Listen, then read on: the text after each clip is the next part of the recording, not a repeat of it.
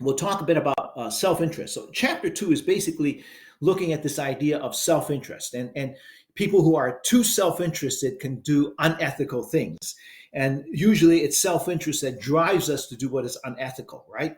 So on the one hand, when we talk about self-interest, on the one hand, we can have people who are very altruistic. Altruistic means you are self-giving. You think about others before yourself.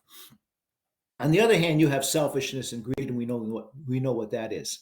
So, some examples: those who are very altruistic. I can think of people like Mother Teresa, who was a Catholic nun, and she would help the uh, even people who were dying on the streets in India. She would pick up dying people off the streets and take her to what she had, the home for the dying, and she would allow people to die surrounded by loved ones.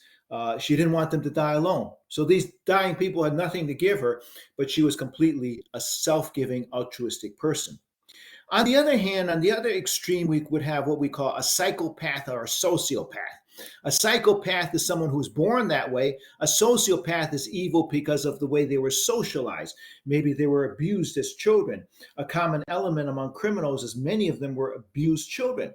And they say that because of the upbringing or because of psychological problems, these people are so evil, they have no guilt, they will cheat, they will do evil, they will steal, they will even murder and have no guilt feeling. So on the one and on the other hand, we can have extreme selfishness on that end.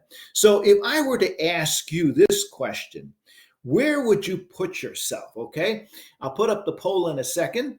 Would you put yourself on the far right? I'm evil. If you are, I don't want to know you. Okay. How about the far left? I'm a very selfless person who thinks of others before I think of myself. Okay, sacrificing my own needs. Maybe middle right. I'm quite selfish, but I'm not a bad person. Okay, middle left. I often think of others before myself, or maybe right in the middle. Most of the time, I think about myself, but then others. But when it comes to my immediate family members and loved ones, I often think of their needs first. So, where would you put yourself?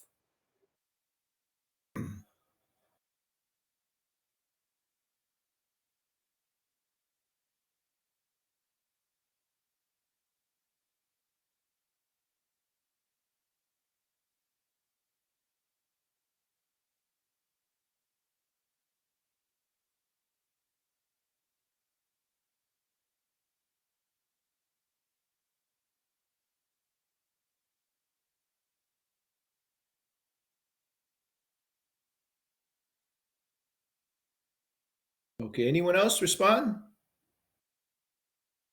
I've got 17 out of 20. Anyone else?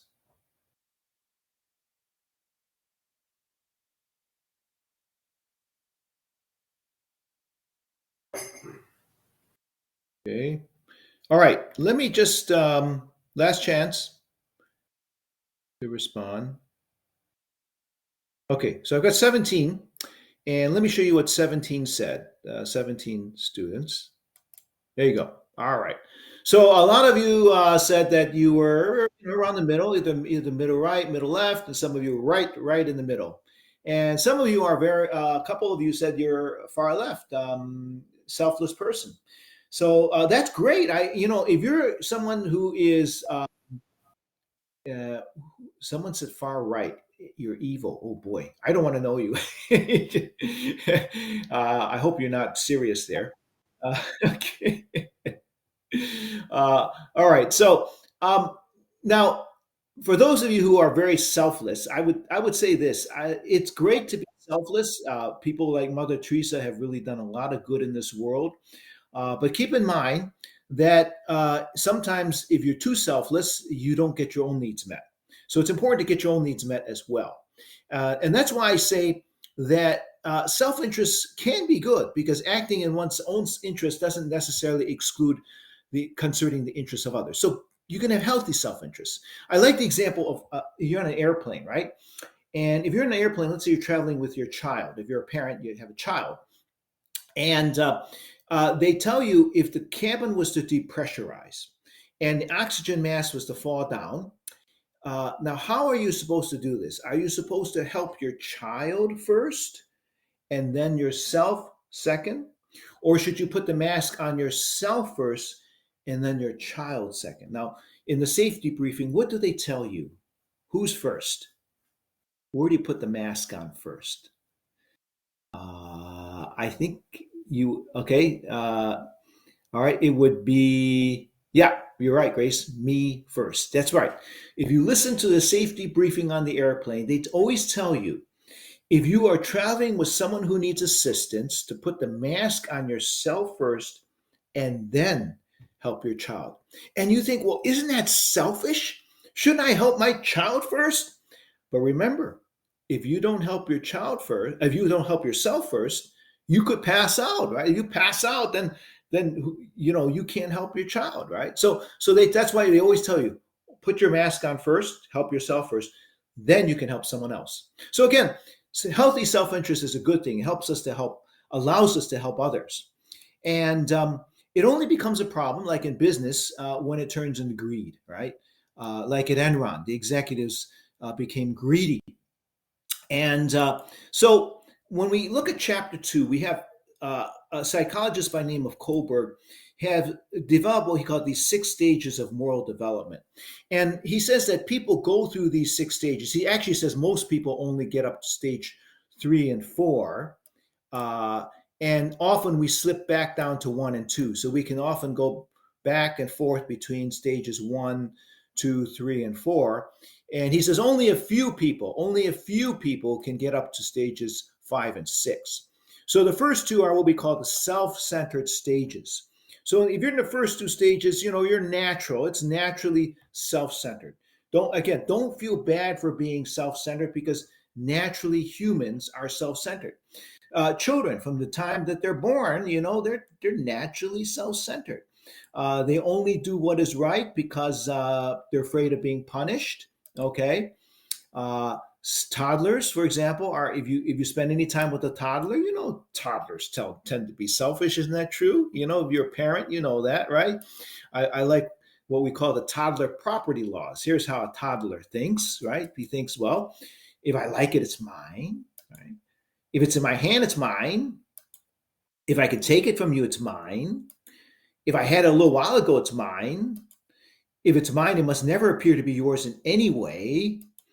If I'm doing or building something, all the pieces are mine. If it looks like mine, it is mine. If I saw it first, it's mine. If you're playing with something and you put it down, it automatically becomes mine. But if it's broken, it's yours.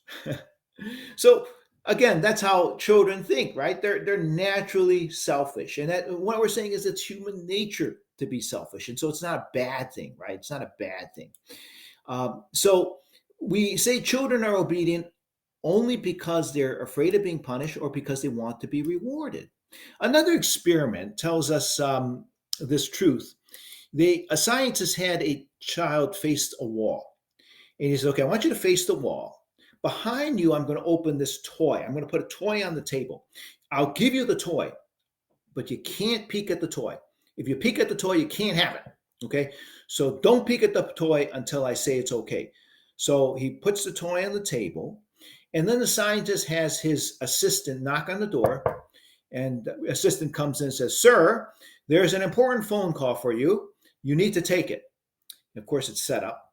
And the scientist says to the child, he says, okay, I'm going to step outside. I'm going to take the call. But while I'm gone, don't peek at the toy. Okay? So he goes out the door. He slams the door shut so the child can hear him slam the door. No, he's gone.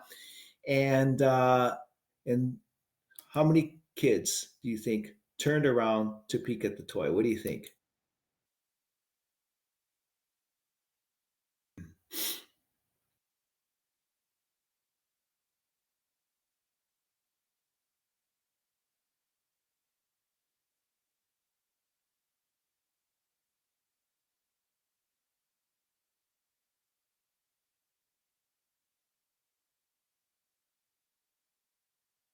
You just pick one. I've got 13 so far.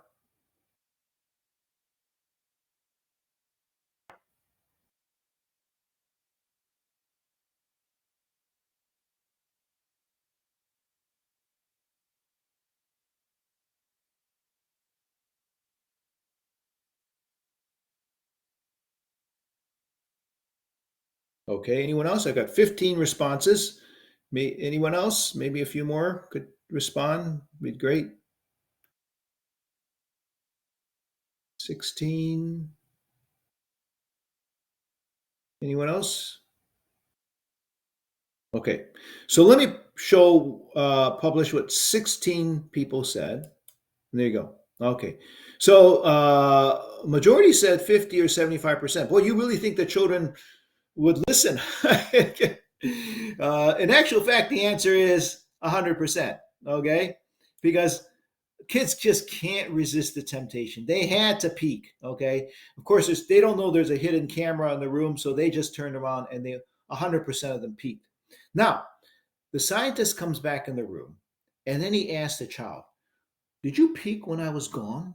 Okay, did you peek when I was?" So remember, they all peeked. Okay, so how many of you think lied about not peeking? Okay, what do you think?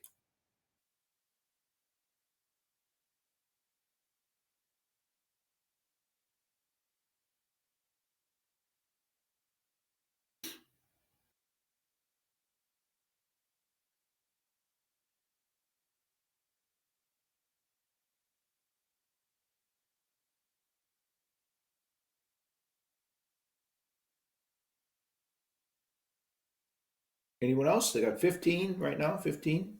How about one more? All right, 16. Okay, so let me just, I've got 16 people, and here's what you said. There you go. Now, interesting, I'm surprised a lot of you actually chose 50%, only 50% lied. You know, and most of you think 95 to 100%. So here's what actually happened 95%. And the difference is this very young children, about 3 years old or under, didn't lie because they haven't learned how to lie yet. So you got to learn how to lie. Okay. So very young children, they don't lie because they don't know how to lie yet. But children 4 years old and above, 100%, they all lied. Okay. So again, it's human nature to be in stages 1 and 2. Stages 1 and 2 says, I'll lie, I'll do something in order to get reward or avoid being punished, right? And they all wanted that reward, which is a toy, and so they were willing to lie. Okay, so now when we think of stage 2 here, we go a little bit step further, and it's still self-centered, but what we're saying is that we will do what's good in order to get what we call instrumental purpose. In other words, I have a purpose in doing this. And the purpose is to get something in return, exchange. So that's what we call it, instrumental purpose and exchange. It's like the man who goes to the church pastor and he says to the pastor, he says, there's a poor family in your church that needs help. They can't pay their rent. I'm wondering if you can take a collection at your church and help the family pay the rent. Otherwise, they'll be kicked out of the apartment. And the pastor says, "Oh, sure, we can do that. Thank you for bringing this to our attention. Can I ask who you are?" And the man says, "Well, I'm their landlord." Okay. So, what the landlord was doing, he was willing to help this family because he wanted something in return. He wanted the rent, right? He wanted the family to pay the rent so that he could get it. So he was doing something instrumental purpose. He had a purpose to get something in exchange, right? So that's stage 2. I'll do good, but maybe only to help myself, right? So that's stages 1 and 2, self-centered. And stage 3 and 4, we take a step further. We go on to other-centered, more social-centered. This is when we look to others, when we are concerned about others. In stage 3, we look at the others, expectations of others. We look around to see what is the right thing to do. During the pandemic, everyone was social distancing and everyone was wearing a mask because we look around, we see everyone else doing it, right? I mean, not only was it the rule, but we look around. So, last semester at Seneca, in my in-person classes, hardly anybody was wearing a mask last semester and also this semester. But I mentioned last semester because last semester, technically, according to Seneca rules, last semester you were the president of Seneca College said we will still have a rule that you should still wear your mask when in the classroom, because he said, during last semester there was a lot of flu, there were a lot of germs going around, so he wants everyone to wear a mask in class. But last semester, guess what? Hardly anyone wore a mask. Maybe one student, but hardly anyone wore a mask in my classes. Why? Because nobody else did. Everybody looked around and said, well, my fellow students aren't wearing a mask, so I'm not going to wear a mask, right? So we look to others, even though the president sent out a message saying that, technically last semester, you're supposed to wear a mask. Now, this semester, they took that rule away. So this semester is completely open. But again, social center means we look to around others to see what they're doing, okay? And then stage 4 is we look to the rules. We follow the rules. We want to follow the rules of society, right? We follow the laws, okay? So that's social center. And then we go, the last stages, okay? Oh, let me just, before we go to the last stages, let me just take a look at this stage, this experiment here. This experiment, looks at how people move back and forth between self-centered, stages 1 and 2, and social-centered, which is, following expectations of society, following the rules, right? And Professor Arley, who has PhDs in psychology and business, he studies honesty in organizations. And what he did was he did an experiment. He had students take a test, and he said, okay, I'm going to give you this test, and I want you to solve as many problems as you can on this test. And they were all solvable problems, but he didn't give them enough time. So he says, when I call time, bring the test to the front of the classroom, put it through the shredder, and verbally tell me how many problems you solve. And the more problems you solve, the more money you will receive. So he would pay them money based on how many questions they solve. So they have incentive to lie. So I want you to think about this. If you were doing this as a fellow student, what would you do? And think about your other fellow students. How many students do you think lied to get more money? So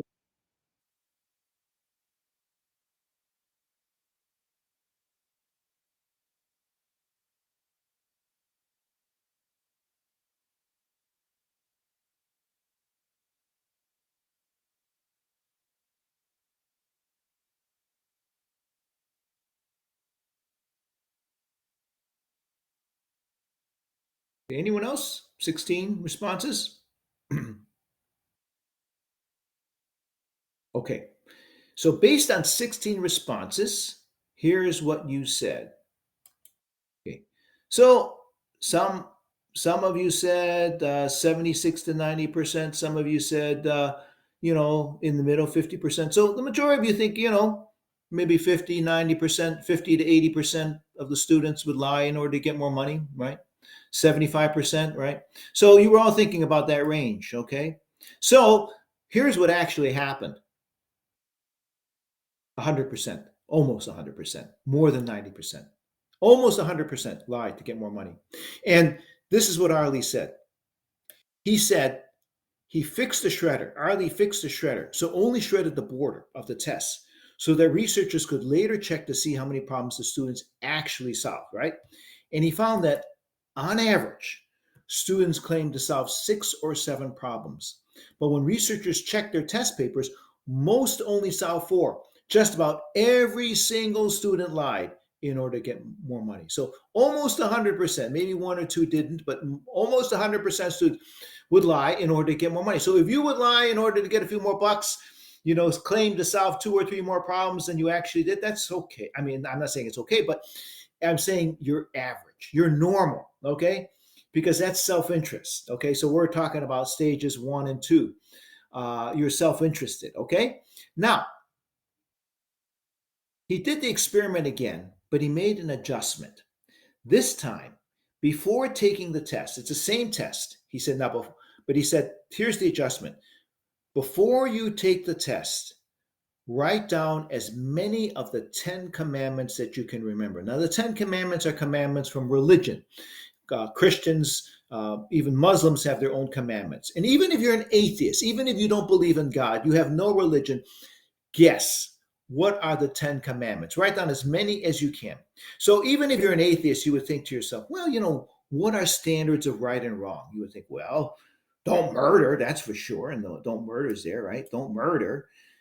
You'd also think, well, don't steal, right? And you'd also probably think, don't lie, okay, right? So you think of these commandments, okay?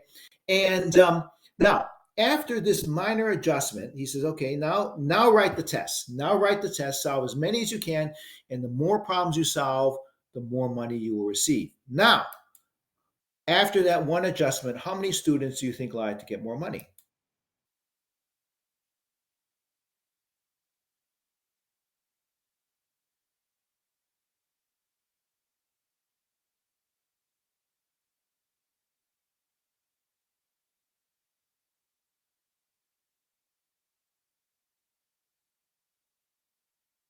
Any more? I've got 14. How about a couple more? Answer. 15. Okay. One more.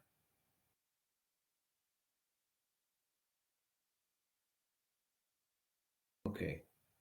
Respond if you can. All right. So let me show you what you said. Out of 15 responses, this is what we got. Okay. So interesting. More of you said, only 1 to 25%. So some of you said about 25. But a lot of you said, well, still people will lie. Okay. In spite of that. Now, here's what actually happened. This is very interesting. 0. Can you believe that? See, Arlie says none of the students could remember all 10 commandments, but not a single student lied. Not a single one about how many problems they solved. It didn't matter if the students were religious or atheists. They don't have no religion. They all told the honest truth. Huh, isn't that strange? Why do you think that this simple act of writing down 10 commandments, even though you can't remember them all, you probably remember maybe 3, would change their mind? Well, here's what he said. See, think about this. If you were doing this as a student, and before you do it, you say, okay, write down 10 commandments. And you would think, okay, don't steal, don't murder, right? And you would think, don't lie. Okay, those are basic commandments, right? Universal principles, right? And we say, oh, don't lie. Maybe I shouldn't lie, right? So that's what Arlie said. This is what happened. Writing the 10 commandments reminded students of their moral responsibility. It kind of reminded them, I shouldn't lie, right? Because, most of them would guess don't lie is the commandment, right? So that's what happened. We have to remind students. Another example, he made it even stricter requirement. He said before writing a test, students were asked to sign a statement saying they would write the test in accordance with the honor code of MIT. MIT is a very prestigious university in the United States. And of course, you can guess after signing the honor code, not a single student lied, even though, interesting, MIT doesn't even have an honor code, huh? Does Seneca have an honor code? In other words, do they have an ethics code, a student responsibility code? Does Seneca have one? Anyone know? Does Seneca have a responsibility code? Well, yes, they do. They do. If you can check it on the website. It's called the Students' Rights and Responsibilities. Yeah. It's called Students' Rights and Responsibilities. So yes, Seneca does have a code. Do you know what it is? You probably don't. But it would include not cheating on tests. And now Princeton, like Seneca, has a strict honor code. And students were asked to sign a statement saying they would follow the honor code. And of course, they all told the truth. But when students were not asked to sign the honor code, they all lied, just like other students at MIT and other universities. So what is the takeaway here? What do we learn from this? We learn that in the end, Dr. Arley's research shows the need for organizations to remind employees of their moral responsibility, moving them from stages 1 and 2 to stages 3 and 4. See, what we're saying is it's great to have a code of ethics. It's great that we talked in the first class, Every profession has a code of ethics. Companies have ethics codes. Even Enron had a great ethics code, but nobody followed it, right? Seneca has a code of ethics, but you don't even know about it, right? So, in order to get people to follow ethical codes, we need to remind them, okay, to follow the codes, follow the laws, and that puts them into stages 3 and 4, okay? So, it's great to have codes of ethics, but we need to remind people to follow the codes. And that's why some professors will remind students before taking a test, make sure you write this test in accordance with the Seneca Ethics Responsibility Code. Okay. Now, in my quizzes, it's online. I allow you to look at your notes. That's not a problem. I would only ask you to write the quizzes on your own. In other words, don't write the quiz with a friend. Okay. So don't sit there with a friend and exchange answers. Just write it by yourself. But of course, you can have your PowerPoints. You can use your notes. Not a problem. Okay. So when we look at the last 2 stages, we go beyond what society says. So stages 3 and 4 society tells us what is right and what is wrong by codes, by laws, by responsibility contracts. But ethics goes beyond that. It follows the legal contracts of society, but it goes beyond that into universal ethical principles. Because in fact, sometimes laws of society can actually be unethical. I don't know, can anyone think of maybe a law, maybe in history, it was once perfectly legal, but based on ethical standards, it's wrong. Can you think of anything like that? Can anyone um, think of something? It was legal in the past, but it's morally unethical. Can you think of something? In my last class, someone said slavery. That's right. So 200 years ago, people owned slaves, right? And of course, slavery is unethical based on equality, respect for human dignity. You can't make people work for no pay and make them slaves. That and violates freedom, which is another ethical principle, right? So sometimes things can be legal but unethical. So ethics has to guide the laws, and laws have to be updated. I said that last week. All right, and back in stage 6, we go beyond society standards to change society. So even after slavery, there was discrimination based on the color of your skin. And so back in the 1950s, black and white people were not equal. They were not equal at all.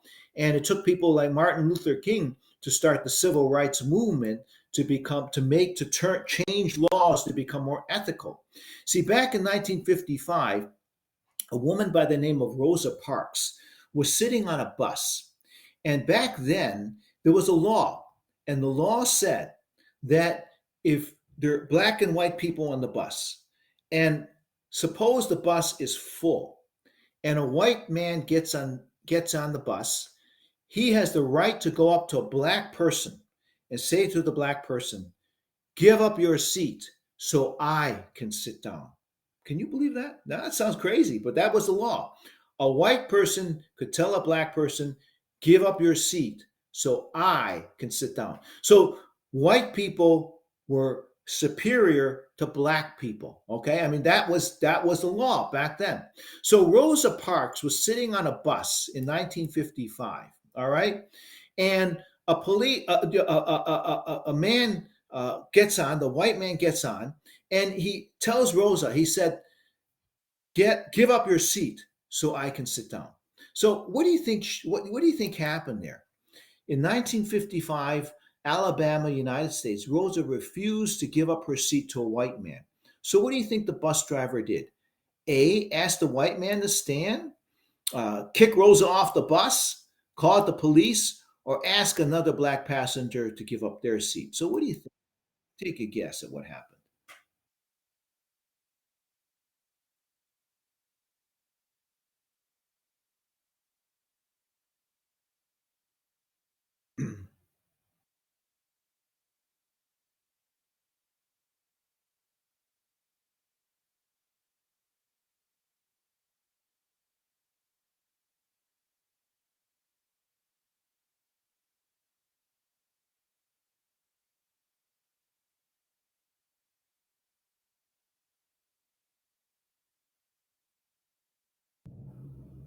Okay, any more responses? I've only got 12 right now. Anyone else? If you could respond, that'd be great. 13, 14. Okay. Anyone else? Respond. Just click. Doesn't matter. Doesn't matter. Just take a guess, and I'll tell you what happened. Okay. Okay. I've got 14 responses now. Let me show you. Let me show you what everyone said. Okay. All right. So with 14 responses, this is what you said. Okay. So the majority said she kicked Rosa off the bus. Okay, which is logical. That makes sense. And some of you said some of the other things, which is all possible. Which is all possible, right? So actually, what happened was the bus driver called the police. Okay, called the police, and the policeman proceeded to arrest Rosa, take her off the bus in handcuffs. And as Rosa was being led off the bus, she said to the policeman, "Why are you picking on us? In other words, why are you picking on us black people?" And the policeman said, "I don't know, but it's the law, and it's my job to uphold the law." So even to the policeman, it seemed so ridiculous that he was arresting a woman for not giving up her seat to a white man. Why would he? Why? It sounds so silly. But the policeman said, "It's the law, and my job as a policeman is to uphold the law." So he had no choice but to arrest Rosa. Okay. So Rosa Parks organized with, she got in touch with Martin Luther King, and the both of them organized what they called the Montgomery, Alabama boycott, in which case all the black people boycotted the bus system. They refused to take the bus. They all walked to work. And finally, the transit system lost so much revenue that they had to change the law. Okay. So laws can be unethical. Like this was a very unethical law, not discriminating against people based on the color of their skin. That's completely unethical. And yet that was the law at that time. And slowly, because of civil rights movement, laws became more ethical. Okay. So here are other, think about some other examples here. Laws, I said, laws can change in the future to follow ethical principles. And so we talked about slavery. Slavery wasn't abolished until 1865. And before that, it was perfectly legal to own slaves. And even women were discriminated against. Women didn't even have the right to vote in the United States until 1920. And last week we talked about gay marriage. Canada legalized gay marriage in 2005, and it wasn't legalized in the United States until 2015. So what we're saying here is that we see that in history, laws discriminated against people. We treated people unequally based on the color of their skin. Women were treated second class to men. Okay, even today, sometimes women are like that, right? We did a case yesterday, right? Last week. And even gay marriage based on your gender preference, you are discriminated against. But slowly, based on ethics, we're saying that ethics changes the law to become more ethical. Okay, so what we're saying is that the law stages 3 and 4 is great. Most people are at that. That's following the law, being a good citizen. But sometimes it's not good enough. We have to go to stages 5 and 6. Okay. So let's do today's case. In today's case, we're looking at a case called the Parable of the Sadhu. It's in the textbook. And originally, it was written in a very famous business journal called the Harvard Business Review. Of course, we said Harvard is a very prestigious law school and business school. And now, the thing is, this is not actually about a business situation. Okay, it was written by this man here. His name is Bowen McCoy, and Bowen McCoy, he once worked as a banker. He was a bank executive, and today he teaches ethics. He goes to organizations such as the Red Cross. He goes to MBA schools to teach MBA students. He goes to companies and talks to executives and CEOs, and he talks to them about ethics. He gives them ethics training. Okay. And he uses this case in all of his ethics training. And again, it was originally written in the Harvard Business Review. So he applies it to business, and he wants to talk about how people make ethical decisions. All right. Now, again, it's not really a business situation, but he applies it to business. He talks about his own personal his experience. See, Bowen McCoy, years ago, he was a mountain climber. And as a mountain climber, he would go to Nepal.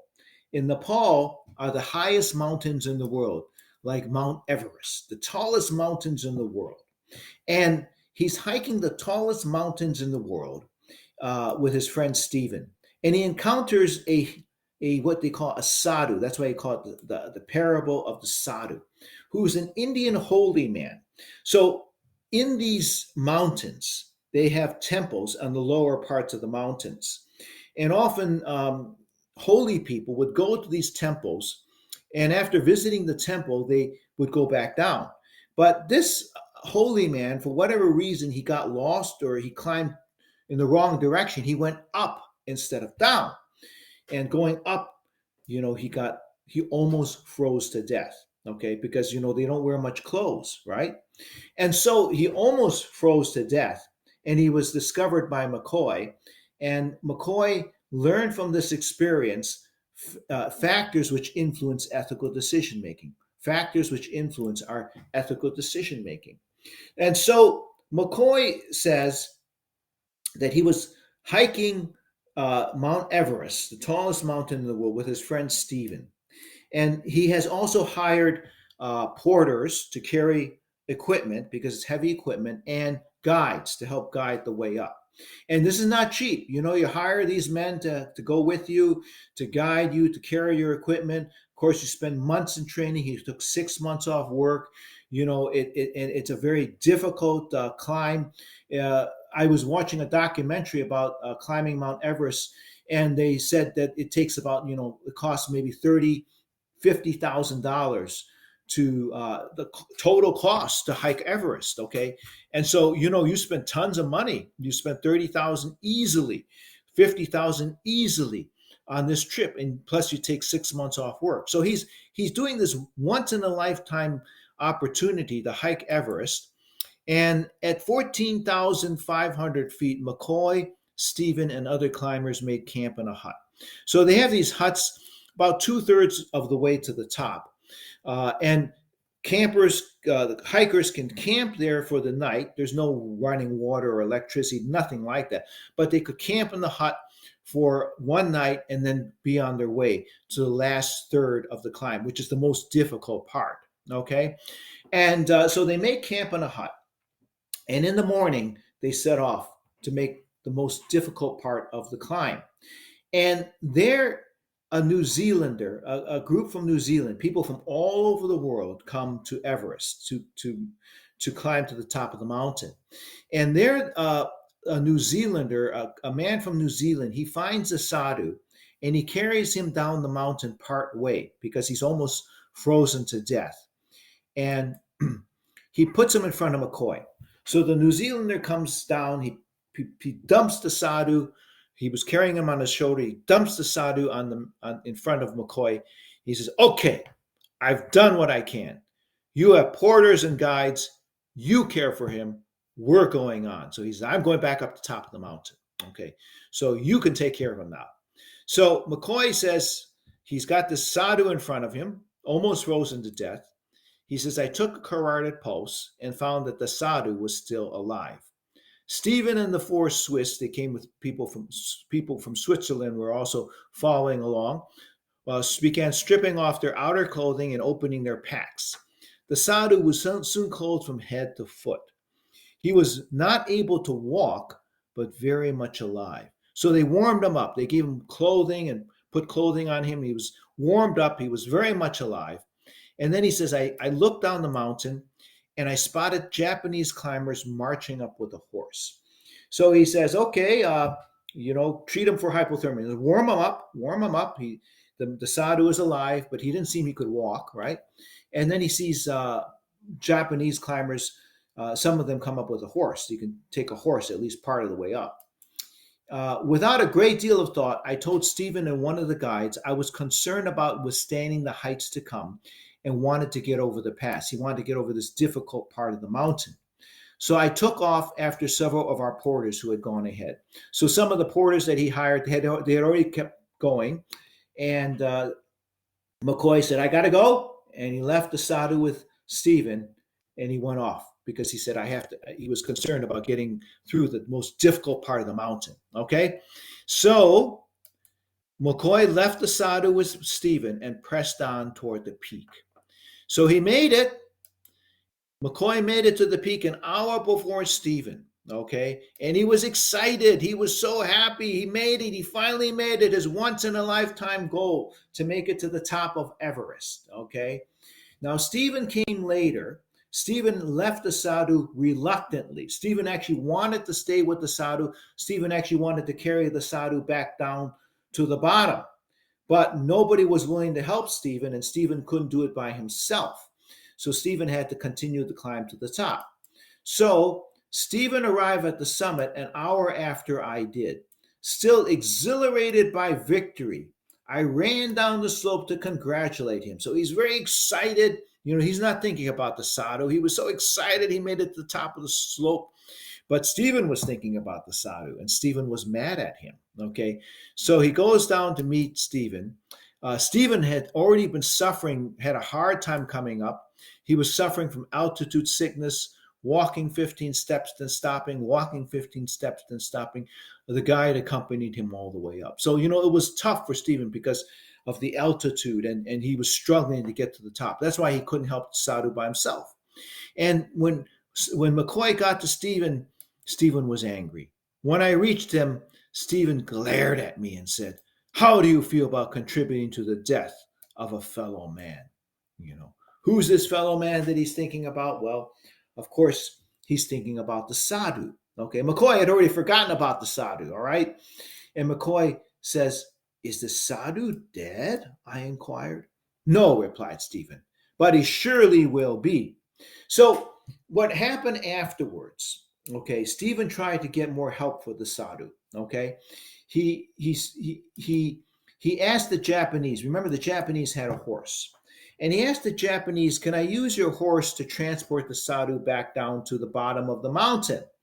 And the Japanese said, no, you can't. We want our horse, okay?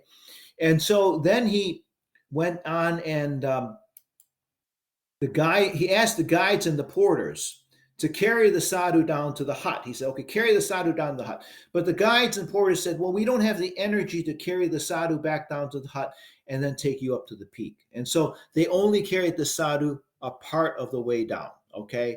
And then they said, okay, we have to help you get to the top of the mountain. And so Stephen, he wanted to help the Sadhu. He was willing to give up his climb to the top in order to help the Sadhu, but nobody else was willing to help him, so he had no choice but to climb to the top of the mountain. And so McCoy said to Stephen, listen, we all cared. We all gave aid and comfort. Everyone did his part, his bit. The New Zealander carried him down below the snow line. I took his pulse and suggested we treat him for hypothermia. You and the Swiss gave him clothing and got him warmed up. The Japanese gave him food and water. They didn't give him the horse, but at least they gave him food and water. The guides carried him down to the sun and pointed out the easy trail toward the hut. Even the guides, they helped a bit, carried him down. What more could he do? They said, the guides, they told him, okay, follow the trail back down the mountain. But the problem is they weren't sure if the Sadhu could walk. So they didn't, McCoy says he never knew if the Sadhu lived or died. He never knew. They never saw the Sadhu again. And so he said, despite my arguments, I felt and continue to feel guilt. He still feels guilty about the Sadhu. I had literally walked through a classic moral dilemma without fully thinking through the consequences. Okay, so what do you think? What do you think? What role did self-interest have on McCoy's decision and his teammates' decision to leave the Sadhu? Would you say none? McCoy felt he'd done everything he could. It was time to move on. Or B, a lot. McCoy was only thinking about getting to the top of the mountain, or maybe 50-50.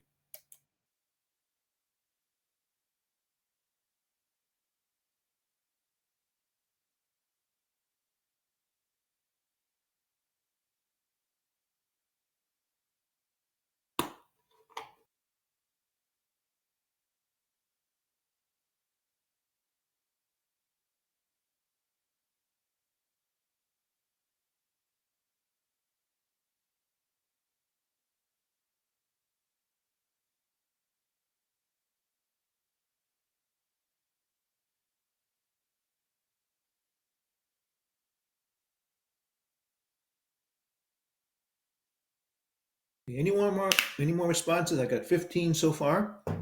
Anyone else would like to respond? Okay. So based on, okay, I've got 16 responses. Great. So based on 16 responses, here's what you said. Okay. So majority said 50-50, and some said a lot, and some said none. Okay. So here is what the answer is based on what McCoy said afterwards. Now, I read the whole case. It's a long case. And you didn't read the whole thing. So you may not know the whole story, what happened and what McCoy was thinking. So based on what McCoy said, it was B, a lot. He was only thinking about getting to the top of the mountain. Self-interest was driving him, okay? And McCoy said, my excuses for my actions was high adrenaline full. He was pumped up. Superordinate goal. It was a great goal. A once-in-a-lifetime opportunity. Common factors in corporate situations, especially stressful ones. Because you think about it again, he took 6 months off work, 6 months off work to prepare for this. He spent something like 50,000, even more money, $50,000. You can even spend $100,000 for this trip to get to the top of the mountain. And it's something you always wanted to do. It's your once in a lifetime opportunity. And you're not going to have a chance again. Because if you take the Sadhu back down the mountain, you can't go back up after that. Once you take him back down, if you help him fully, you take him back down, you're not going back up. You're going to have to spend another $50,000 to make a second trip in a future date. Are you going to do that really? And take another 6 months off work. So, you have to think about, McCoy was thinking about, getting to the top of the mountain. That was his goal in life. And so let me ask you this thing. What do you think then? Do you think he did anything wrong? He spent all that money and trained, and you think it was wrong? Okay. No or yes? What do you say?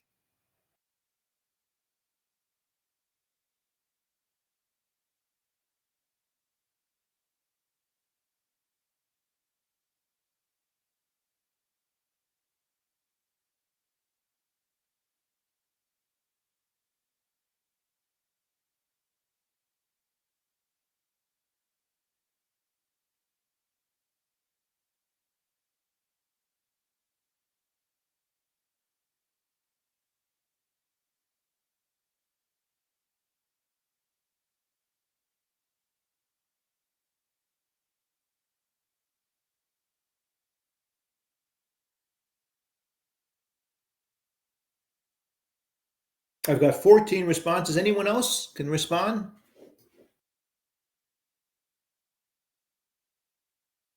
Okay, last chance. Okay, let me show what you said. Out of 14 people who answered, there. So some said, majority said, definitely wrong. Okay, but almost equal amount, another 50% said, no, I would have done the same thing. Okay. Now, if you said that he was definitely wrong, what's the reason?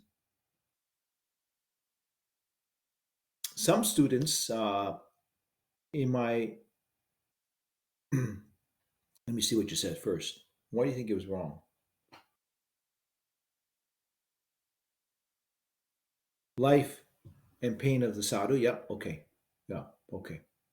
Yeah, and exactly what some of my students said in my in-person class and my other class this morning. They said human life.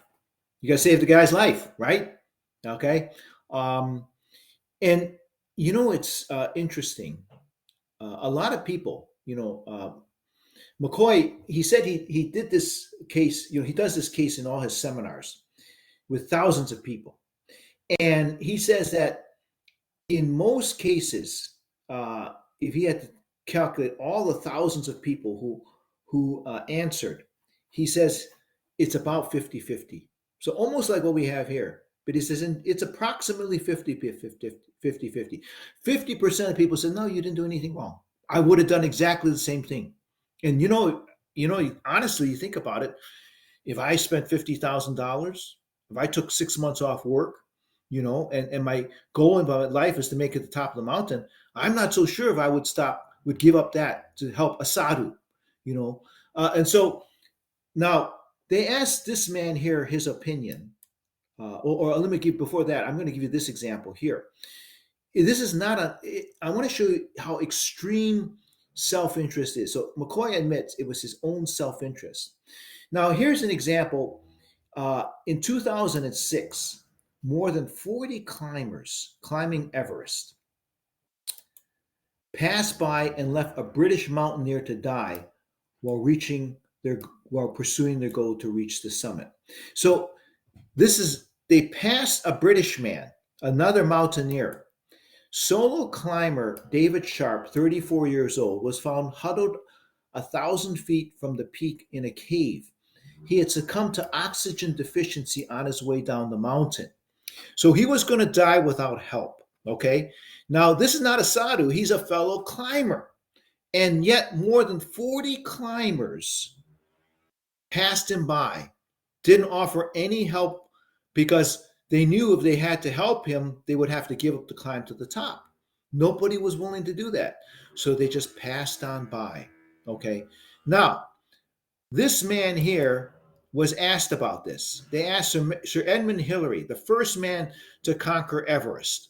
And they said, what do you think of this idea that more than 40 people left a man to die on top of Everest? His opinion, it was wrong. If there was a man suffering from altitude problems, huddled under a rock, just to lift your hat, say good morning, and pass on by. I think it is the responsibility of every human being to try to help. Human life is far more important than getting to the top of the mountain. So I think those of you who said that McCoy was wrong, you say, yes, he was wrong based on ethical principle of helping others, especially to save a life, because human life is the most important value, even more important than getting to the top of the mountain. But again, those who passed on by, who didn't help the sadhu or didn't help even this British man, can you imagine that? I'm giving you this example to show you how powerful self-interest can be, the pull of self-interest. Now, here's a little different example. This is not quite self-interest, but it applies a different ethical principle. In 2010, a climbing team was forced to leave a British man, Kinloch, to die on Mount Everest after he went blind at the summit. Sometimes, because of altitude problems, people go blind at the summit. Now, he was part of a team, so they helped him. He was part with his fellow climbers, so they helped him down the mountain. But it's not easy helping a blind man down the mountain. It took about 4 hours for a team leader and a Sherpa, who's a guide, to help Kinloch descend just 1,000 feet. 8 hours and 2 Sherpas later, the team realized they would all be in trouble if they continued at the same pace. So, 8 hours, they only made it maybe 2,000 feet, and we're talking 40,000 feet plus, it would take forever. And so as weather conditions worsened, they eventually had to face the sad reality that their own lives were in danger, and they abandoned Kinloch to die on the mountain. Now, that's a little different, but I can imagine how difficult this decision would be. You know this guy. You know Kinloch. He's part of your team. He may be your friend. And what do you say to him? You say, I'm sorry, friend. I'll see you in the next life. We got to leave you in this. In other words, they left him to die because they say, well, if we don't leave him, the rest of us will die. Okay. So in that case, we apply perhaps the principle of consequentialism, utilitarianism, which is the greatest good for the greatest number. We sacrifice the life of one person to save the life of the others. Okay. So sometimes we have to do that. But in the case of McCoy and the fellow mountaineer where people passed him by, that was deontology, because they could have saved him, but they didn't. All right.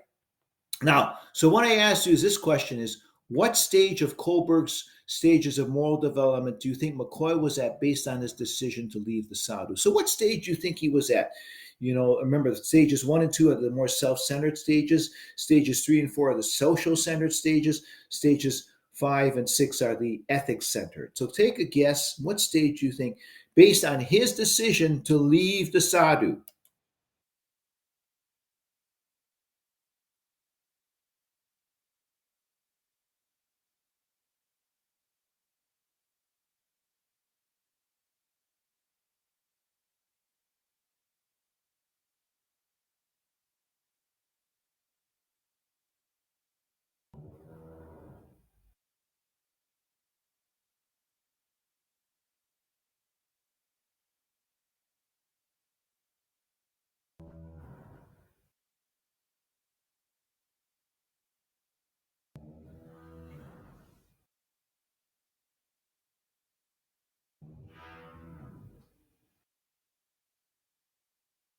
12 responses. Any more? Any more?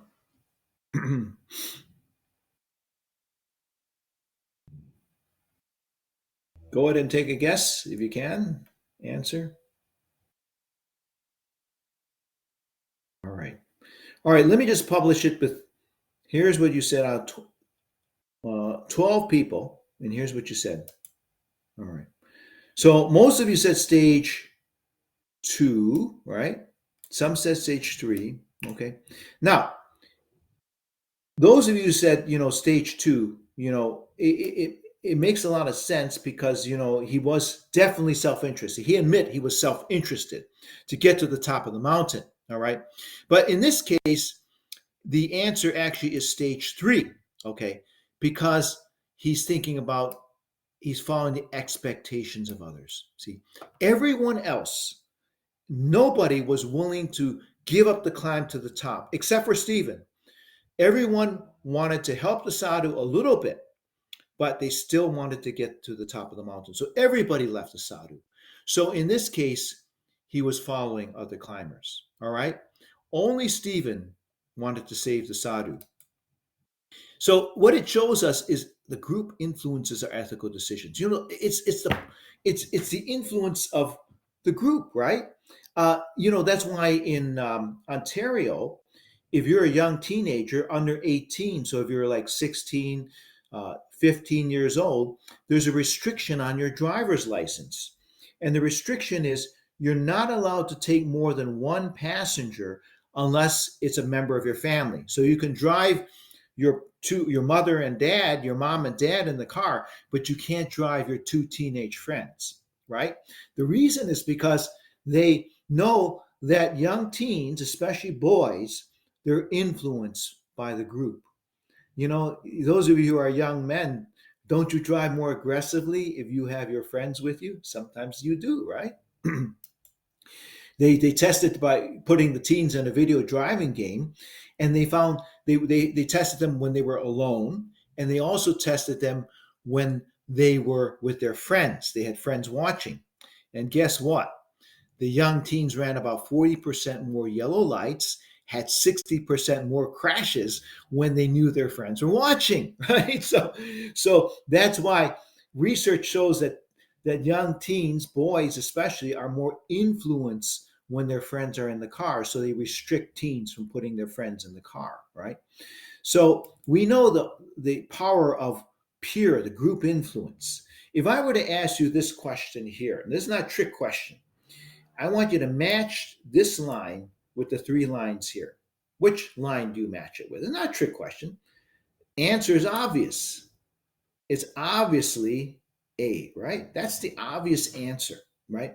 But suppose you were in a group, and suppose 3 or 4 people chose C, not A. Would you choose A still? So they've done this experiment. It started with Professor Ash in the 1960s. And what he did was he got actors to pretend they were subjects, and they were intentionally match C instead of A, okay? And he wanted to see if the real subject would stick to his conviction or would go along with the group. So let me just show you 1 minute of this video. And well, and you see, and watch the subject. Remember, everyone else is an actor. I want you to watch the subject and see what he does. Okay, so here's just show the video.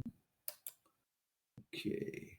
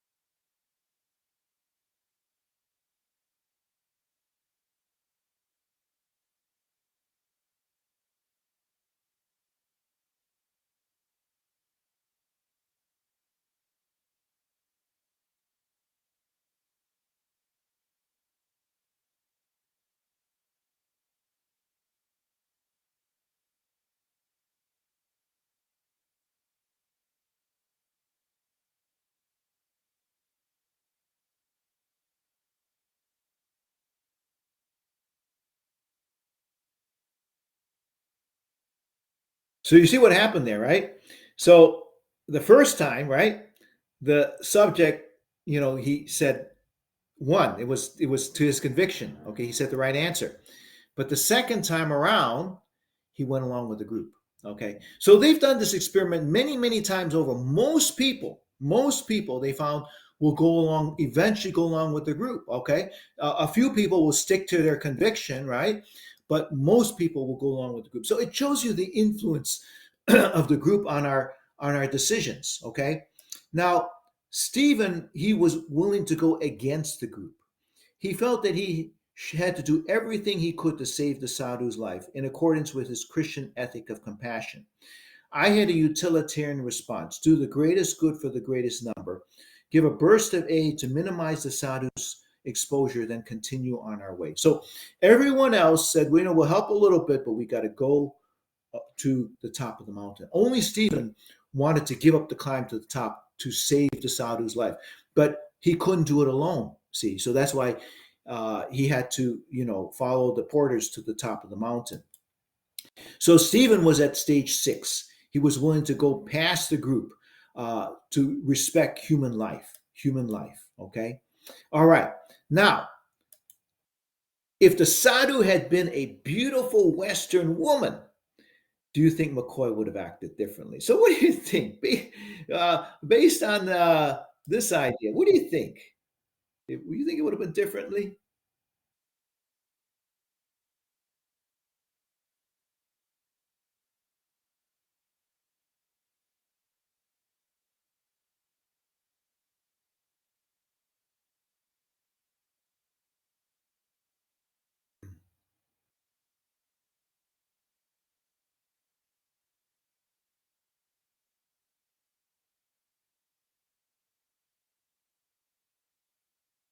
Any more responses? Okay. Out of 15, I'll show you what we said. All right. Interesting. A lot of you said no. That's interesting. Now, we don't know for sure because, it wasn't a woman. But based on research, I would say the answer is probably yes. Okay. So, research tells us that external factors such as appearance influence our decisions. Certainly. Like, and not only that, it's not socialization. This is human nature. Okay, a uh, Professor Slater at the University of Exeter, he did a research on babies, and what he did was he showed babies two different types of pictures, one of attractive looking faces and another of average looking unattractive faces. And what did he discover? He discovered, look, He said infants look longer at attractive faces than unattractive faces. Now that's interesting. These are newborn infants, okay? They haven't been socialized to know what is good looking or not. Okay, so that's why he says attractiveness is not in the eye of the beholder. It's innate. In other words, the professor says it's part of human nature. We're born this way to like what is attractive. Interesting. Not only that, cute babies get more attention from caregivers. It's human nature to give more attention to what is attractive. Another experiment was done with a woman. She was put on a busy street with a car hood up and showing that she needed help. Okay, so she waits in this busy street with cars passing by her. And a hidden camera wanted to record if anyone would stop to help her. I saw this video, and not a single person stopped to help her. Okay, not a single person. But then they changed the experiment. They made an adjustment and they replaced the woman with a beautiful model. Okay. Now, you think that adjustment by replacing the woman with a beautiful model, you think it made a difference? You bet it made a big difference. It made a huge difference. All these men stopped to help her. I saw on the video one guy, he initially passed her, but then he saw her. She was beautiful. So he pulls his car to the side and he backs up his car to help her. Okay.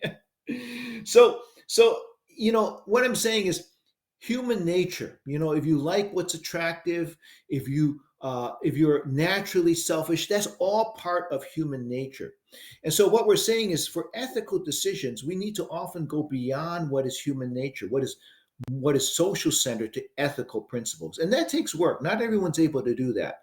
And I use the example of Mother Teresa, and I like what she says. She says, we need to help the ugly, unattractive people, because in her religion, each one of them is Jesus in disguise. So again, it's not always an easy thing to be an ethical person. We often have to go beyond what is natural to us. Okay, so that's it for today. Let me take attendance.